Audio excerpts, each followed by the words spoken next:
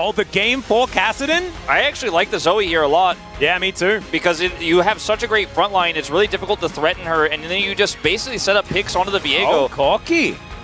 Similar situation here in terms of the poke damage, but it's not going to be as pick-based as what the Zoe could have offered you, but now you have so much power around these objectives when the Aphelios isn't just a fountain laser quite yet, so you have this counter threat where you can engage really well with the packages, you can help protect Deft in these moments and layer some additional damage. Now, he is one of those squishy targets that Grizzly could look to reset with. Actually going to find too much. Level 6 is gained. Here we go. Flash headbutt pulp does come down. There's the Gravitum as Canyon will show up. Viper's in so much trouble, and he will be taken. Oh, does have the heal. But now we're Alcove Gaming. I don't know whether it's going to work out. Here is Deft taking a lot. Has to flash over. Viper almost manages to stand his ground, and it does not work out. Still Grizzly able to get the answering kill. Great little sidestep from Kellin, but I don't think it's going to save him. He does pulverize, but that's not going to be enough, and Grizzly gets the double. Not the most active. We'll put them in a good spot, but looks like they're setting up for a dive here. Kellin doesn't have 6, though. Yeah, pretty aggressive headbutt does come through as now Canyon looking for the Magnus Storm, finds it onto Viper. He has no summoner spells left available, and Deft going to be able to lock that one down. Canyon tanking the turret for just long enough. They're moving away from Grizzly, though. He's once again making his way in. I just don't think he's going to be able to get here in time. It's a great double knock-up, but the interruption. Oh my God, Kellin, you monster! He's able to deny it. It is going to mean a 1-for-1 in the end, but that could have been way worse. Yeah, it is. They are going to start up the Rift Herald with this. Gets the flash. Gold here, about 1,300. Some of this will be shored up by the Herald. Assuming it crashes. They're looking for it. Magnus Storm is fantastic as Deft trying to keep himself alive. Moonlight Vigil comes in. Another interruption from Kellin. And now he's going to try and walk it off. This time he's got the Unbreakable Will, so he'll be fine. What did he have for breakfast? And this guy's a god. Yeah, perhaps the second Herald or just the next dragon in itself. But, you know, D-Plus doing a decent job of... Well, there's a flash. Magnus Storm. Viper is going to be able to get himself out of the way of at least that, but there's the pulverize. He's not able to ult out of it, and the headbutt's just gorgeous.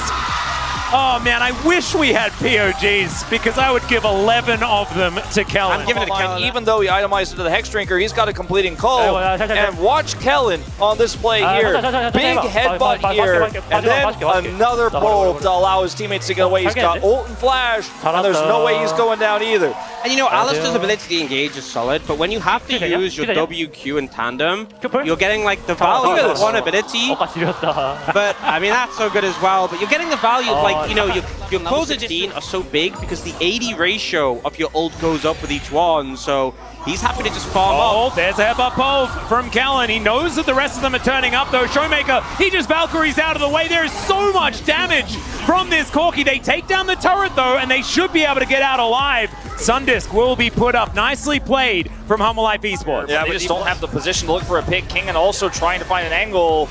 Oh, this is so dangerous. Kingen has already ulted, but he's on vision. Kana can always just get rid of this Crocodile if he does try to come in. Grizzly looking for the Securities against Arel, though. It's going to be very difficult. We'll see what he can do. Not going to happen. Great Pulverize once again is into the back line. Goes the Rakan, but he's going to get knocked up. Kana trying to get himself out there. He gets a big old shield, and in goes Zeka. Everyone goes out, though. He finds nothing, and the Rockets are hitting for 1 billion damage each. Deft is going to grab a double. Kingen is slicing and dicing and finding the air as D+, they'll back away. And so on. But stealing it, very difficult. Starting a fight, very difficult. We'll see what they can make happen here. The crown's still up and available for Zeka. We need to hit a few of these rockets, Showmaker. If you want to get this one started on the right foot, the Sand Soldier's doing a fair bit of work. All of these rockets have been dodged thus far. Every single one of them, in fact. Like Zeka's crown, yeah, still up. Kind of crazy. And the Drake is just going to go to Humble Life Esports. That was just a bit of a flub. Yeah, I mean, are we going to hit any of them? Okay, Magnus Storm goes in from Canyon. They're starting to look for it as Viper dives his way out. Life trying to stay alive. The health bars are very low. Deft is free hitting, but I don't know whether it's quite going to work. Showmaker now finds himself on the wrong side of the fight, and I think they're going to go 1-for-1 in this one, but the Drake still goes to Hanwha. And D+. Wanting to index into this Baron. Grizzly going to be moving on over, but now he's out of position. Just caught.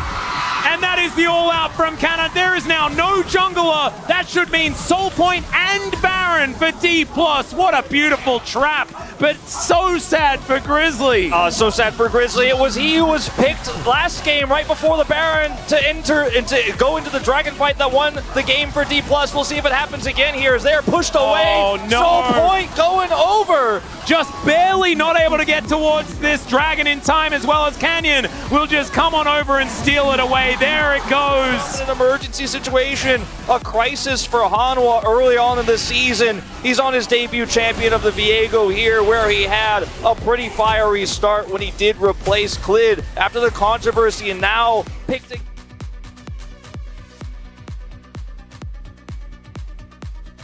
put the Cassante in mid, and Canyon looking for an engage. There's the Black Magnus Storm, finds two, and immediately Grizzly just goes down again. Life going to join him. Zeka in trouble. He's going to get stunned up. The Rockets can hit a stun target pretty comfortably as Showmaker tries to chase after them, but now they might even continue pushing. Kingen was looking for a flank, but who is he flanking? Why is he flanking? There is no one left available. And Viper just taking subsequent damage. Red-white now for Def. He's putting down these turrets. In goes Viper to try and go for one last ditch effort. The more comes in for Def and he stays alive. But his eyes are set on Worlds. They're set on the Nexus and he's going to take it down. Welcome back to the World Championship, Def, for another final dance if you want one. What a performance. You know, D+ have not had a great spring. Summer had some hiccup, but when it matters most, the final game of the Regional Gauntlet, they come in and Def proves he has the greatest unbreakable spirit. And I think that if we could have seen this peak form from D+ in playoffs, who knows what the ceiling could have been, because this team outperformed expectations yesterday against a weaker opponent in DRX, but today, once again, they showed up, and like I said, I really feel like they just wanted it more. And Beryl is gone, defending champion Beryl. Juhan's out, Kingen's out, Zeka's out, and it's only Deft and Pyoshik here for DRX that will be going to the Worlds here in Korea in 2023. D+. Super deserving of this spot at Worlds. And game 4 as well. Like, he comes up, he like sees match point, he sees victory in his eyes, and he's like, you know what, guys? Don't worry about it. I've got this. Because honestly, the majority of the plays that game was just Kellin orchestrated. He was writing like this beautiful tune and they were all just dancing along. And Showmaker points to the star on his jersey, and that is Damwon Gaming's title that he picked up with Canyon. They will not miss Worlds. They have gone to every single World since they joined the LCK, and it's going to be another year of that trade. KT, they managed to secure their spot a couple of days ago. D+ going to join them, and of course, Genji, our first seed qualifying. And then they'd go, okay, what went wrong? Why did it go wrong? What can we adjust to make it better? And they rarely made the same mistake twice in these games and improved from it. So it just showed a team who were very logical when they looked at what was going wrong. That was never them as well.